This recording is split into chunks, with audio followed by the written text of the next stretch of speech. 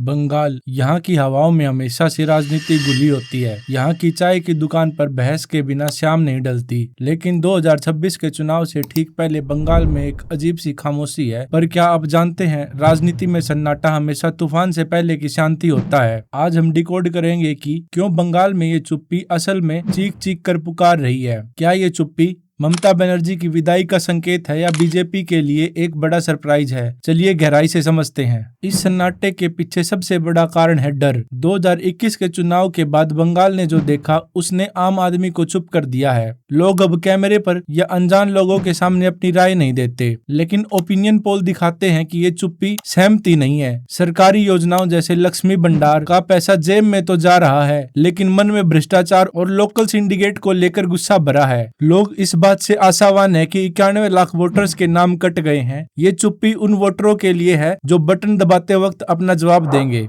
बंगाल का युवा जो कभी राजनीति की जान होता था, आज खामोश है क्योंकि 15 साल की एंटी इनकम्बेंसी ने उसे थका दिया है। शिक्षा भर्ती घोटाला और नौकरियों की कमी ने युवाओं को साइलेंट जोन में डाल दिया है। ये वो वर्ग है जो सोशल मीडिया पर चुप है, लेकिन अंदर ही अंदर एक बदलाव के लिए छटपटा रहा है। जब युवा चुप हो जाए तो समझ लेना चाहिए कि सत्ता की कुर्सी डगमगा रही है। लेकिन हाल के सालों में तुष्टीकरण के आरोपों और मुस्लिम वोट बैंक की राजनीति ने हिंदू वर्ग और खासकर ब्राह्मणों को सोचने पर मजबूर कर दिया है। ये साइलेंट वोटर जो नॉर्थ इंडिया के राज्यों जैसे हरियाणा, दिल्ली, यूपी और बिहार में भाजपा का कोर वोट है, बंगाल में ये अब वेटिंग मोड में है। उन्हें लग रहा है कि क्या दीदी वाकई उनकी रक्षक है। बीजेपी इसी चुप्पी का फायदा उठाने की कोशिश कर रही है और दीदी के द्वारा उर्दू में अपना मैनिफेस्टो जारी करना आम बंगाली को पसंद नहीं आ रहा है। भाजपा इसको उर्दू वर्सेस बंगाली की लड़ाई दिखा रही है। ये शांति उस वोट बैंक की है जो खामोशी से पाला बदलने वाला है। इसी को अंडर करंट कहा जाता है। लेकिन अगर भाजपा इस बार ये मौका चूक जाती है तो इसकी गूंज 2029 में दिल्ली तक जाएगी।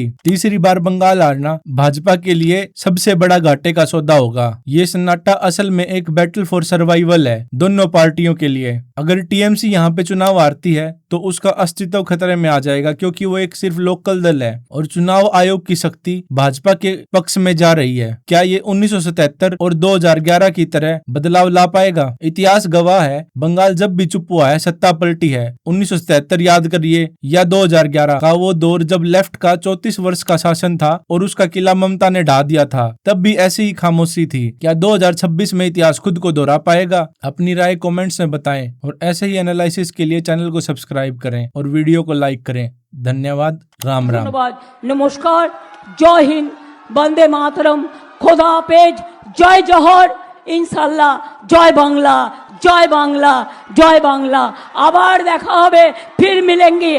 राहे गुलशन तो फूल खिलेंगे और जो फूल खिलेंगे और राहा तृणमूल तो फिर मिलेंगे। अनेक अनेक धन्यवाद। नमस्कार।